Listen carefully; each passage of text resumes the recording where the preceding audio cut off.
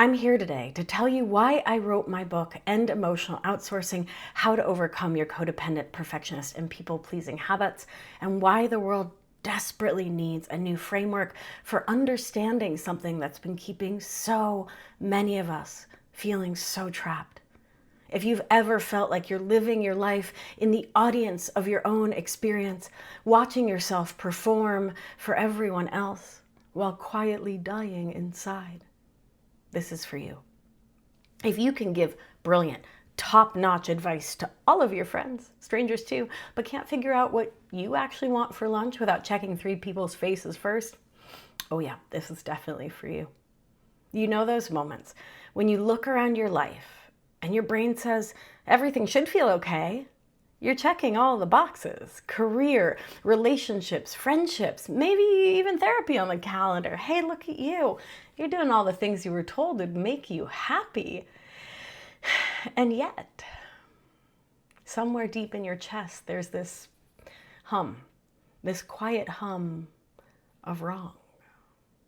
That was me.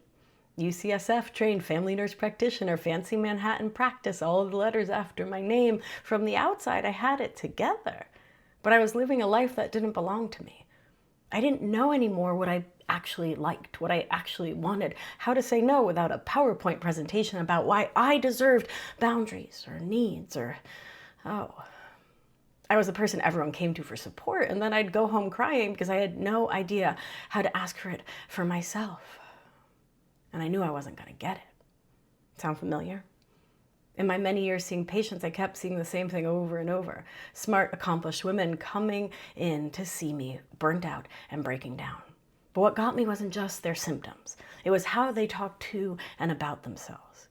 They apologized for being difficult while advocating for very basic human needs. They said, oh, I feel bad taking up your time, more than I am in pain. I need you to see me. These were women who'd lost touch with their own internal compass. Their nervous systems were constantly scanning other people's faces for some cue to safety, instead of turning inward to their own knowing about their safety, belonging, and worth. And that's when it hit me. What they were experiencing and I was experiencing wasn't just biology. It was biology shaped by years of abandoning themselves the way they were taught to. And the tools we were giving them, they weren't enough.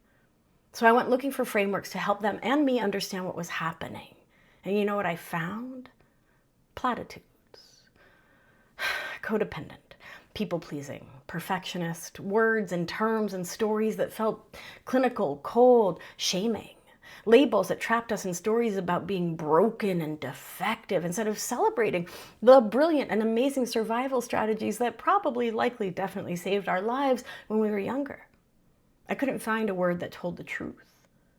This is a way we learn to survive. It was brilliant. And it's a way that we're now aching to stop surviving so we can start living. I couldn't find a word, so I made one up.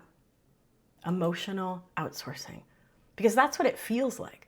Like I had handed my sense of self over to other people, asking them to tell me if I was okay. And in doing so, I had completely lost touch with me, just like my patients had. Here's what's happening. Your brilliant nervous system learned that survival meant focusing outside of you, on other people's faces, tones, reactions, stories. This learning lives in your body at a level way deeper than conscious thought. That's why you can easily understand exactly what's happening and still find yourself apologizing for existing or freezing when someone seems upset or they don't like something you've said or, oh no. This pattern is written into your nervous system. Traditional talk therapy and mindset-based coaching, while helpful, often isn't enough because you need somatic work, body-based healing, to literally rewire these automatic responses. Because the cost of living this way, it's steep. Your body starts breaking down. Not because you're broken, but because you're surviving in a way that disconnects you from you. And that's where I found myself. So I did what any overachiever does when drowning. I threw myself into finding a solution. But here's what I kept running into. Tools that told me I just needed better boundaries without explaining why having them felt like death. So of course I folded like an origami swan the second someone pushed back. I was being told to just love myself without understanding why authenticity felt existentially dangerous. I felt like I was failing at healing, and I started to see why. So many approaches were simply individualistic.